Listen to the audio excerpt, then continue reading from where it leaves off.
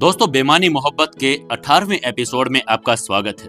अगर आप पहली बार आए हैं तो चैनल को सब्सक्राइब कर लें। आपको कहानी अच्छी लग रही है तो वीडियो को लाइक करें और कमेंट करके हमें जरूर बताएं। और साथ ही दोस्तों, अपनी इस कहानी को दुनिया के हर कोने और हर इंसान तक पहुंचाने में हमारी मदद जरूर कीजिएगा। इस कहानी को अपने व्हाट्सएप ग्रुप्स में शेयर कीजिएगा और अपने व्हाट्सएप के स्टेटस में जरूर लगाइएगा। चलिए शुरू करते हैं कहानी। युवराज और माही जब दोनों घर आ गए तो युवराज अभी भी बेड पर नाराज बैठा हुआ था। माही ने जब उससे पूछा तो उसने कहा कि मेरी एक शर्त माननी पड़ेगी। माही ने युवराज से पूछा, अच्छा बताओ भी, आपकी क्या शर्त है? मैं श्योर तो नहीं कि पूरा कर पाऊंगी या नहीं, लेकिन कोशिश जरूर करूंगी। युवराज ने थोड़ी सी नाराजगी जताते हुए हल्के से गुस्से में कहा, अच्छा ठीक है, रहने दो फिर, अगर पूरी नहीं कर पाओगी तो। माही बड़े ही प्यार से उसके पास आकर बैठ गई और उसका चेहरा अपने हाथों में भरकर बड़े ही प्यार से बोली, अब बताइए बिना, क्यों नाराज हो रहे हैं और आपकी शर्त क्या है? ठीक है, मैं जरूर पूरा करूंगी। माही को इतना करीब देखकर युवराज के दिल में भी नरमी छा गई। युवराज ने फिर भी बड़े ही नाराजगी भरे स्वर में कहा, तुम्हें आज रात मेरे लिए कुछ स्पेशल करना होगा। माही युवराज की बात सुनकर हैरान हो गई और उसने हैरानी भरे स्वर में पूछा, स्पेशल? अरे अब बताइए बिना कि क्या स्पेशल करना है? युवराज उसके थोड़ा करीब और आ गया और उसने धीरे से उसके कान के पास जाकर कहा, ये तो तुम्हें ही सोचना चाहिए, आखिर मैं नाराज हूं और तुम मेरी माफी चाहती हो। माही ने भी मजाकिया अंदाज में कहा, अच्छा तो ठीक है, अब आप आराम से बैठिए, मैं अभी आती हूं। ये कहते हुए माही वॉशरूम में चली गई। युवराज बेड पर ही बैठा बार बार सोच रहा था कि माही उसके लिए क्या खास करने जा रही है, लेकिन काफी समय बीत गया, माही अभी भी वॉशरूम से बाहर नहीं आई थी। युवराज को बेचैनी होने लगी कि माही कुछ खास स्पेशल करने के एवज में कुछ गलत तो नहीं कर बैठे। उसे फिक्र हो रही थी कि अभी के अभी दरवाजा खोलकर देख ले कि माही कहीं परेशान तो नहीं है। युवराज जब यही सोच रहा था तो इतने में वॉशरूम का दरवाजा खुला और माही गुलाबी रंग के गाउन में बाहर निकली। गुलाबी रंग के गाउन में वो बेहद खूबसूरत लग रही थी। उसके खुले बाल और चेहरे पर हल्की मुस्कान युवराज को एकटक देखने पर मजबूर कर रहे थे। जैसे ही माही बाहर आई, उसने देखा कि युवराज अब भी बेड पर बैठा हुआ था। उसकी आंखों में वही गुस्सा था, लेकिन अब उसकी नजरें माही पर टिक गई थी।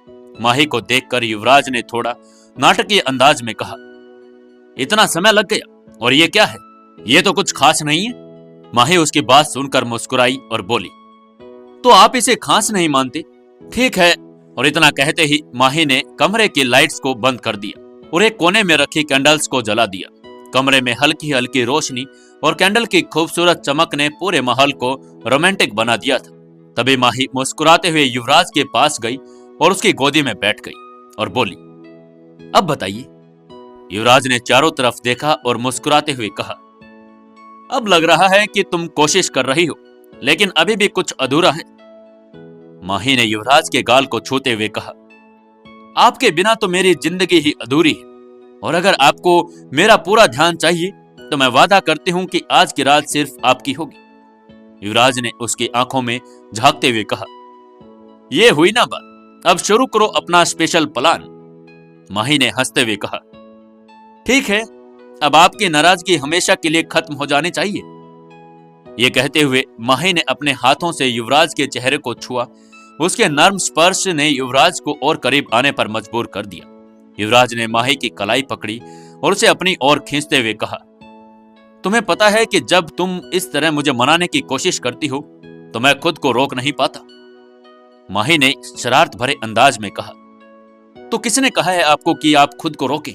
ये सुनते ही युवराज की धड़कनें और तेज हो गई। उसने माही को अपने पास खींच लिया और उसके माथे पर किस कर दिया। दोनों की आंखें एक दूसरे में डूबी हुई थी।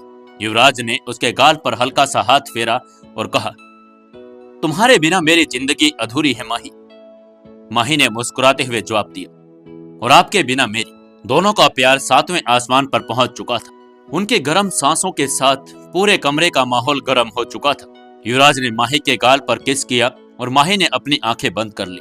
युवराज ने धीरे धीरे उसके गालों पर उंगलियां फेरने शुरू कर दी, फिर उसके होठों की ओर बढ़ गया। उन दोनों के होठ करीब आ गए थे। ये एक नरम और प्यारा किस था जो दोनों के बीच के प्यार को और मजबूत कर गया। किस के बाद युवराज ने माही को अपने और करीब खींच लिया। माही ने अपनी बाहों में उसे जकड़ लिया था। दोनों एक दूसरे की बाहों में खो गए। इस रात दोनों ने अपने प्यार को हर पल को जिया। उनके बीच न सिर्फ भावनाओं का आदान प्रदान हुआ, बल्कि उनकी आत्माएं भी जुड़ गई।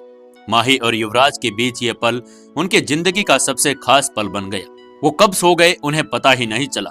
सुबह की हल्की रोशनी के साथ खिड़की पर सूरज की किरणें चमक रही थी।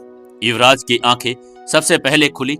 उसने माही को देखा जो गहरी नींद में उसकी बाहों में थी। उसके चेहरे पर शांति और मुस्कान बिखरी हुई थी। युवराज मुस्कुराया और धीमी से नौकर सावरा को आवाज देकर कमरे में चाय लाने को कहा। चाय के आने तक वो माही को बड़े प्यार से देखता रहा। जैसे ही चाय आई, उसने कप को टेबल पर रखा और माही के माथे पर हल्का सा किस करते हुए कहा, उठो माही, सुबह हो गई। माही ने हल्की सी करवट ली और आंखें मिचमिचाते हुए कहा, थोड़ी देर तो और सोने दो ना प्लीज। युवराज ने हंसते हुए कहा, ठीक है, लेकिन पहले चाय पी लो, ठंडी हो जाएगी। माही ने मुस्कुराते हुए उठकर चाय का कप लिया और बोली, तुम्हारी ये सुबह वाली केयर मुझे बहुत पसंद है, तो फिर हमेशा के लिए मेरी सुबह बन जाओ। युवराज ने प्यार भरे अंदाज में कहा। सोचेंगे। माही ने चाय की चुस्की लेते हुए हंसकर कहा। थोड़ी देर के बाद ऐसे ही बात करने के बाद युवराज ऑफिस जाने के लिए तैयार होने लगा। वॉशरूम से बाहर आकर जब युवराज ने ग्रे सूट और सफेद शर्ट पहनी तो वो बहुत ही प्रभावशाली लग रहा था। उसने अपने ऑफिस बैग में जरूरी कागज डाले और माही को एक किस देने के बाद ऑफिस के लिए निकल गया। युवराज जब ऑफिस में एंटर हुआ तो सभी लोगों ने उसे ग्रीट किया। सबकी गुड मॉर्निंग लेने के बाद युवराज अपने ऑफिस में आकर बैठ गया। इतने में ही उनका पीए अंकित वहां पर आया और उसने एक फाइल थमाते हुए युवराज से कहा, गुड मॉर्निंग सर, ये आज के दिन की शेड्यूल है। युवराज ने भी उसे गुड मॉर्निंग कहा और फिर ध्यान से फाइल को देखने लगा और बोला, ठीक है, पहले मैं तारा से मिल लेता हूँ, उसे रिसेप्शन पर भेजो। थोड़ी ही देर में तारा, जो हाल ही में ऑफिस आ गई थी, तारा एक समझदार और आत्मविश्वास से भरी लड़की थी। उसके व्यक्तित्व में कुछ ऐसा था जो लोगों को तुरंत प्रभावित करता था। आइए तारा। युवराज ने उसे अपने कैबिन में बुलाया। सर, आपने मुझे बुलाया? तारा ने हल्की मुस्कान के साथ पूछा। हाँ, मैंने तुम्हारा रेज्यूमे देखा। हमारी कंपनी में फिलहाल एचआर डिपार्टमेंट को एक मजबूत लीडर की जरूरत है। मैं तुम्हें यही पोजीशन ऑफर करना चाहता हूँ। तारा के चेहरे पर खुशी की झलक आ गई। उसे विश्वास ही नहीं हो रहा था कि उसे आते ही एकदम से एचआर की पोजीशन मिल जाएगी। वो खुशी से झूम उठी और बड़बड़ाते हुए बिना ध्यान दिए हुए बोली, धन्यवाद सर, मुझे ये मौका देने के लिए मैं आपकी आभारी हूँ। मैं पूरी मेहनत से अपना काम करूंगी। मुझे पूरा यकीन है तारा, तुम्हारा काम बोलना चाहिए। आज से तुम्हारा पहला दिन शुरू होता है। अंकित तुम्हें डिपार्टमेंट के सभी लोगों से मिलवा देगा, युवराज ने कहा। तारा ने सिर हिलाया और कमरे से बाहर निकल गई। युवराज के इस फैसले ने ऑफिस में सकारात्मक माहौल बना दिया था। तारा के जाने के बाद अंकित वापस युवराज के कैबिन में आया और बोला, सर, आपकी आज फॉरेन डेलीगेट्स के साथ एक महत्वपूर्ण मीटिंग है, क्या सब तैयार है? युवराज ने गंभीर स्वर में पूछा। जी सर, प्रेजेंटेशन और डॉक्यूमेंट्स तैयार हैं, कॉन्फ्रेंस रूम में सब इंतजार कर रहे हैं, अंकित ने कहा। ठीक है, चलो। युवराज ने फाइल उठाई और अंकित के साथ कॉन्फ्रेंस रूम की ओर बढ़ गया। कॉन्फ्रेंस रूम में पहले से ही कंपनी के वरिष्ठ सदस्य और फॉरेन डेलीगेट्स की टीम मौजूद थी। जैसे ही युवराज कमरे में दाखिल हुआ, सभी ने खड़े होकर उनका स्वागत किया। युवराज ने भी सबको ग्रीट किया और अपनी प्रेजेंटेशन देना शुरू कर दिया। Good morning ladies and gentleman, Yuvraj ने आत्मविश्वास से भरे स्वर में कहा।